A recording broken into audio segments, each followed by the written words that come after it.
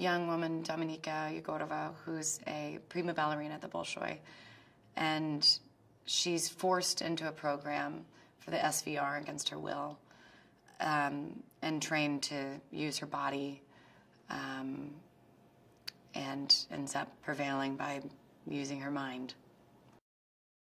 I think the first thing that we were discussing for Dominika is this is just going to be a person and a personality that's completely different from anything that I really know growing up in America.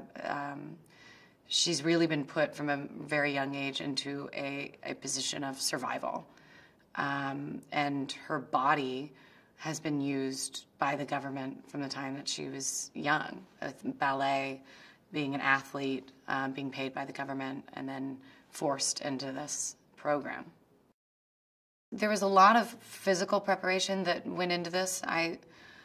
For the ballet scenes, I obviously did a lot of training with ballet, 3 months every day, 4 hours, just really, really intense training, which even though I'm never going to get to the point where I'm going to be able to dance like a ballerina at the Bolshoi, it taught me, you know, posture. It can change your body in other ways, and discipline. I would never want to put my character into a situation that I myself am not comfortable being in. So as you can see in the movie, it's this moment where she gains power. It's this moment where she turns the tables on the people who are trying to control her. And I felt that. I felt that power. I found it exciting. I think that all women can relate to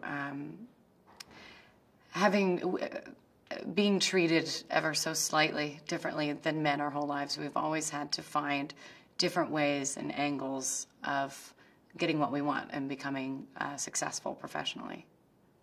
Everything is in it. And I wondered when I watched you, do you actually in real life know when someone is lying to you? Well, I'm sure that there are times where I've been lied to without knowing it, but I'm normally a pretty good judge of character. But I'm also fortunate enough to have friends who I've had for well over a decade that kind of went through the change with me.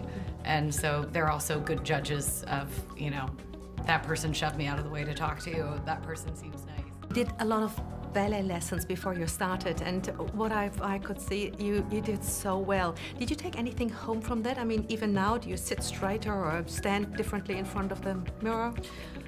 Weirdly, I think that there was like so much strength and like in just like my back muscles alone that I do feel like my posture changed, and I'm really excited to announce that because I didn't take away absolutely anything else. But I do think I have better posture since doing that movie, I will say. Let's talk about nudity. I mean, obviously there was no way around it. Is there any way to do something like that and still feel comfortable? I actually really did feel very comfortable. You know, I was with Francis Lawrence, who I've known since I feel like I was 5.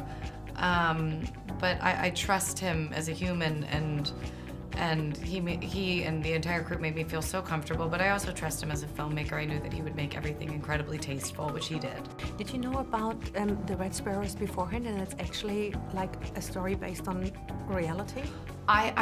Francis had been talking about this project for a few years before I actually read the script, so I knew that it was written, that the books were written by Jason Matthews, an ex-CIA agent, and then I found out that the school, because when I read the script, I was in love with it.